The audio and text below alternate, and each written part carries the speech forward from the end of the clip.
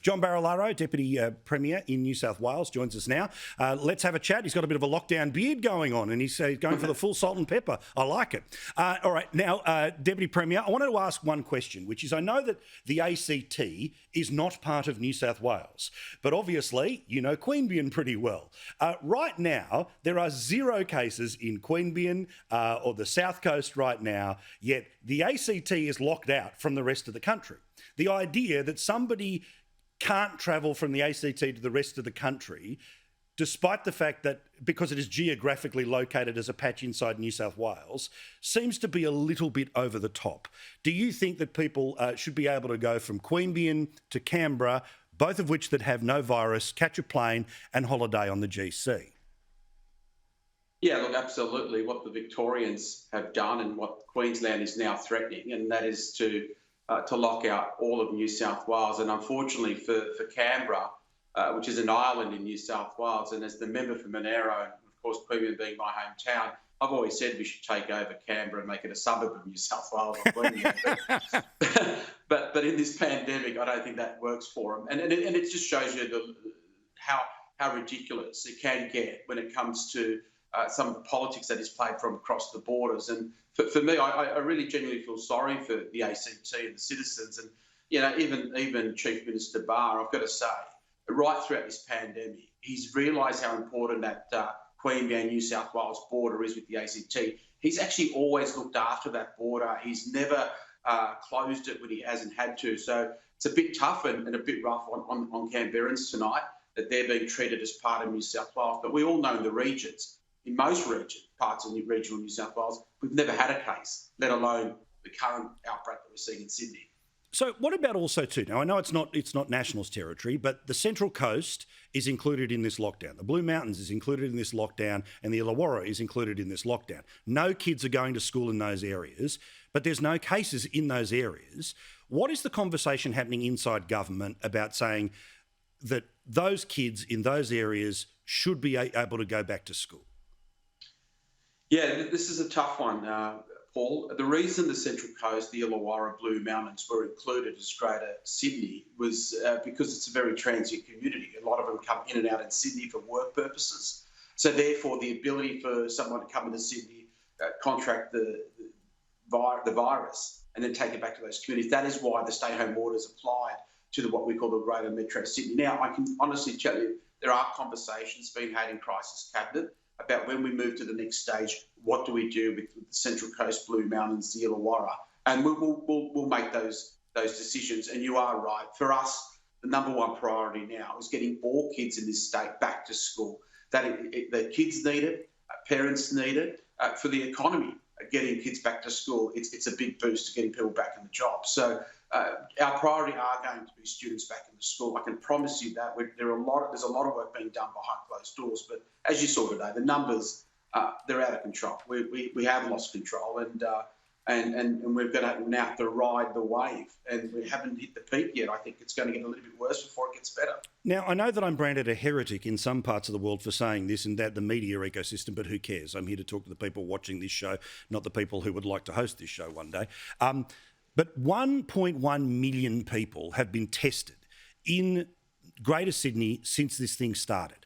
Of that, yes, there has been 394 cases. Not pretending that's not a big number, but to me it seems like the system works. When if you think you're sick, if you are sick, if you've been somewhere where someone's been sick, if you know someone or you're just in the local government area. So to me it feels like when the testing is massive, that you don't need to be as aggressive with the lockdown in the parts where the virus doesn't exist. Like, again, Northern Beaches, where there's currently 0 cases.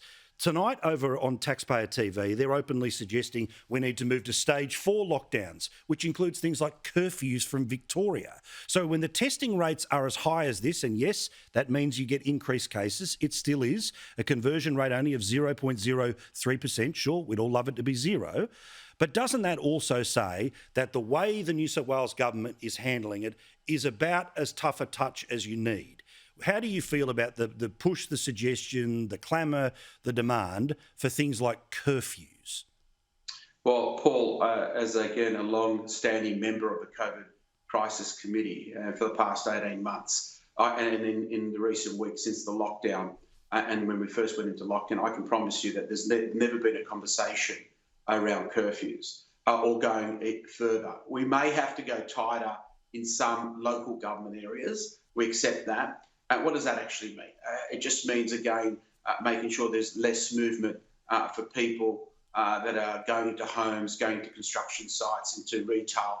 So, the things that you would normally think that we would have to get on top of. But look, we're not going to follow, and I don't believe we'll get to the stage of what happened in Victoria with curfews and radiuses of where you can walk to and how much time you can spend out in the open air. The concern for us isn't, to your point, it's not the headline numbers. Like today we saw a significant number of 112. They're not the numbers we're concerned about. It's the 34 that were infected and in the community, and 18 of them were actually, we're still investigating. That's the cause of the root. You have to rewind 4 weeks ago, and we had, a couple of cases. And in that period of time, we're up to 112. And the multiplier here is significant. This is what is the problem with this virus and this strain. It's so transmissible, so contagious.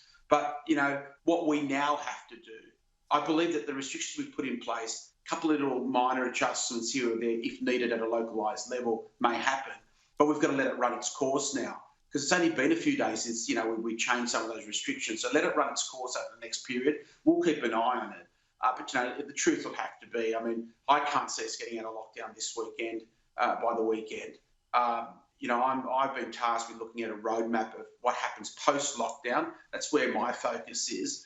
When that kicks in is when we come out of lockdown. And the Premier's been pretty upfront today about it, that, she thinks this lockdown will be further, and she'll have more to say about that. But, yeah, we've got to get on top of it, mate. I know there are a lot of people that say, why don't we learn to live with it?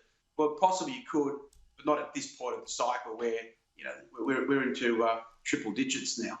I get it. We're bucking Broncos and we'd prefer to be free. That is the way we like to be. And, but we're in the marathon now. Whether we like it or not, that's where we are. Well, one last one here again, right? And I appreciate a good, calm, honest conversation about a little bit what's happening behind the scenes and what you're willing to not spin for us here. I really appreciate it, right? Yeah. Again, my thought process in trying to explain it to the people who are locked down right now is there's lots of numbers, but there's certain numbers that give us the indications about how far the light is at the end of the tunnel. Is it correct in my logic, and please tell me if it's not, which is the issue is not just the number of cases, but the actual issue is the number of mystery cases. So when you have mystery cases, you don't know where they're from. So sure, you might hear tomorrow it's 115 or it might hear it's 75. But when those numbers start to lower, that are the mystery cases, that's when we start talking about the next stage or the stage out, which is why, sure, big problem in Fairfield, right? 58 cases currently mystery. But Canterbury Bankstown, big jump. Next one, 14. Then it's Waverley at 10. Then it's Cumberland at 5. Is that a reasonable way to read these numbers, that of all the numbers you hear, these are probably the ones to really pay attention to?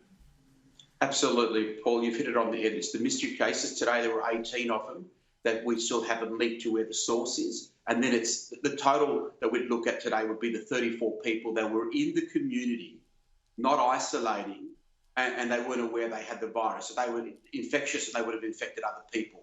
That's the number we're looking at. If we're getting 100 cases and they're all in isolation because they've been close contacts picked up previously by contact tracers, we can live with that. That is exactly what we can live with. But it's the ones that are in the community that are of high concern.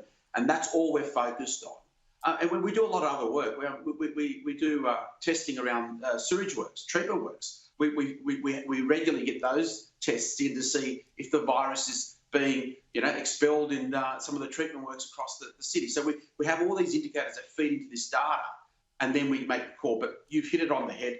Don't worry about the headline figures. We've said that consistently from the start. The headline figures aren't what concerns us. It's actually the numbers of mystery cases and the number of people that are roaming free in the community while infectious that we haven't picked up. Good stuff. Nice to talk to you, mate. All the best. I know it's a tough time. Thank you for sparing a bit of time for us tonight. Not a problem. Thank you. Good on you, mate. John Barilaro, the Deputy Premier in New South Wales. I wanted that all to be the case. And I feel for the people in the ACT. It is ridiculous that you're locked out of everywhere because literally of where you sit in the map, not the number of cases that are around. It's insane.